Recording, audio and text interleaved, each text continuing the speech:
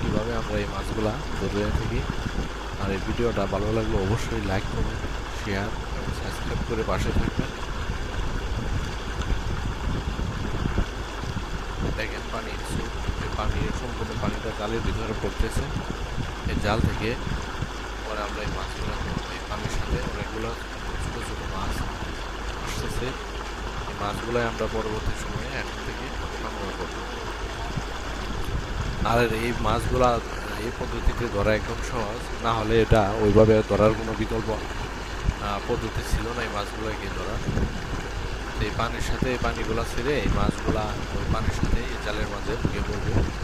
আর এখন থেকে আমরা এই মাছগুলা তাই বলে না তাই দেখেন বিশাল স্রোত এই পানি, এই থেকে মাছ আটকে আটকে দিয়েছে এখানে।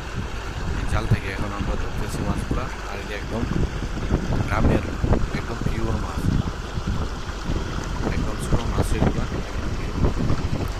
আর এই মাছগুলো এভাবে ছাড়া অন্য কোনো বিকল্প ওয়েতে এই মাছগুলো ধরা কোনো সম্ভব ছিল না। আর এটা একদম ইজি ওয়েতে আমরা এই মাছগুলা ধরতে পারতেছি।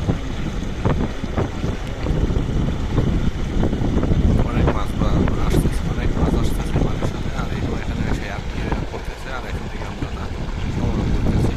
আর এরকম প্রত্যেকটা ভিডিও পেতে আমাদের এই ইউটিউব চ্যানেলকে সাবস্ক্রাইব, লাইক, কমেন্ট, সাবস্ক্রাইব করে পাশে থাকবেন। ধন্যবাদ সকলকে।